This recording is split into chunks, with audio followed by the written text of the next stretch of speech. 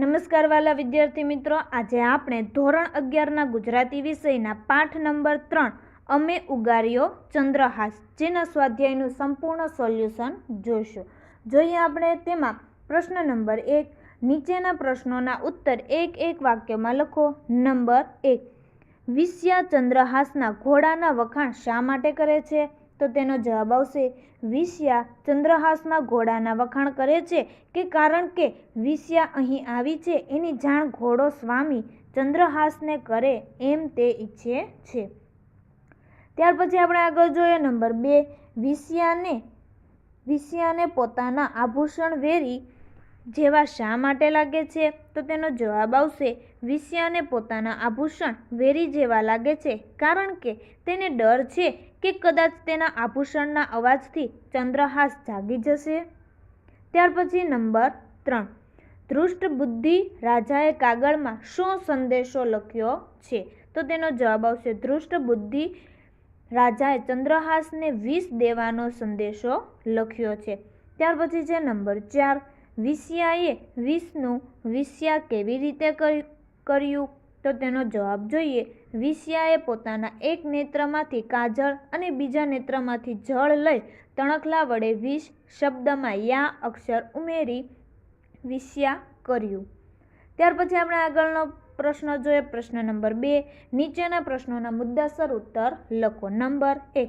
ચંદ્રહાસનું મનોહર રૂપ જોઈને વિષ્યા શોક શા માટે અનુભવે છે? તો તેનો જવાબ આવશે ચંદ્રહાસનું મનોહર રૂપ જોતાં જ વિષ્યા તેનાથી મોહાઈ જાય છે, પરંતુ તે તક્ષણ વિચાર કરે છે કે જેણે જપ, તપ, વ્રત અને દેહ દમન કર્યા હોય તે જ એના ઘરની નાર હોય.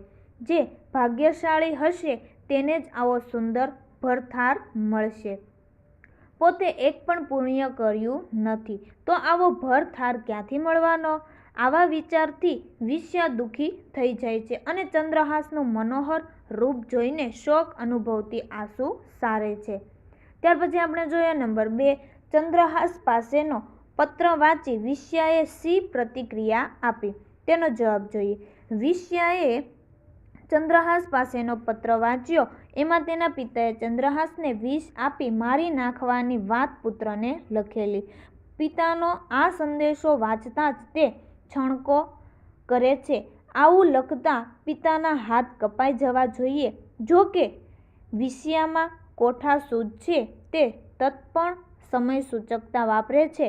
પોતાના એક નેત્રમાંથી કાજળ અને બીજા નેત્રમાંથી જળ લે છે અને તણખલા વડે વિષ શબ્દમાં યા અક્ષર ઉમેરી વિષ્યા લખી એ પત્ર ચૂપચાપ ચંદ્રહાસની કમરમાં બાંધી દે છે.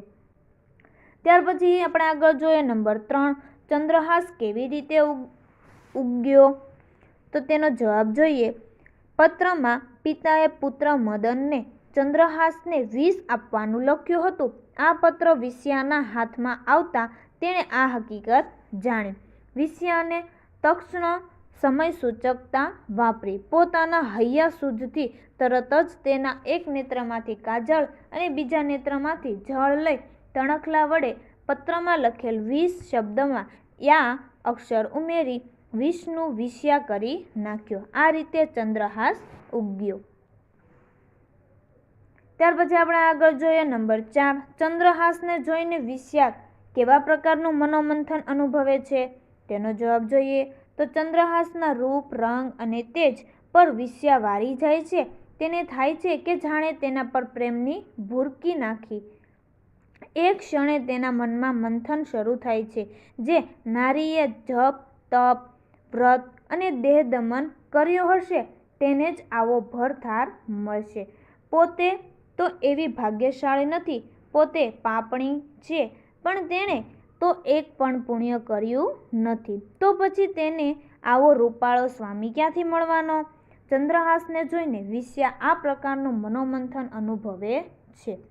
ત્યાર પછી આપણે આગળ જોઈએ પ્રશ્ન નંબર 3. મુદ્દાસર નોંધ લખો. નંબર 1. ચંદ્રહાસના ઘોડાનું વર્ણન કરો. તેનો જવાબ જોઈએ. પ્રેમાનંદે વિષ્યાના મુખે ચંદ્રહાસના ઘોડાના રૂપ રંગની પ્રશંસા કરી છે. ચંદ્રહાસનો ઘોડો રંગે રૂપાળો છે. તેના મુખે બાંધવાનું દોરડાનું ગાળિયું રત્નજડિત છે. જાણે ઉદયાચલ પર સૂર્ય ઉગ્યો હોય તેના પેગડા સુંદર છે અને એનું પલાણ પણ રત્નજડિત છે. ત્યાર પછી આપણે આગળ જોઈએ નંબર 2, ચંદ્રહાસનું પાત્રાલેખન કરો. તેનો જવાબ જોઈએ. ચંદ્રહાસ એક સોહામણો યુવાન છે. તેના કમળ જેવા સુંદર મુખની ભ્રકુટી ઉપર ભમરા ગુંજરાવ કરે છે.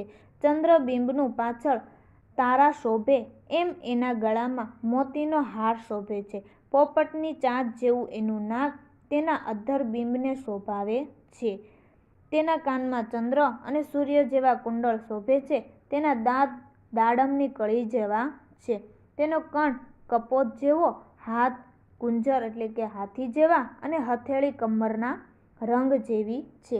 તેણે બાઈ પર બાજુબંધ, બેરખા અને આંગળીઓમાં વીંટી ઇત્યાદિ ઘરેણાં પહેર્યા છે. ચંદ્રહાસના આવા રૂપ, રંગ અને તેજથી અંજાઈ ગયેલી વિષયો પર જાણે પ્રેમની ભૂરકી નાખી ન હોય એવા સોહામણા ચંદ્રહાસ સાથે લગ્ન કરવા વિષયો ઉતાવળી થઈ. તો કવિ પ્રેમાનંદે ચંદ્રહાસના દેહ સૌંદર્યને ઉપમા, રૂપક અને ઉલ્ટેક્ષા અલંકારથી શણગારીને તેની કમનીય કાયાનું ચિત્રાત્મક વર્ણન કર્યું છે. તેના સૌંદર્યની મુક્ત કંઠે પ્રશંસા કરી છે.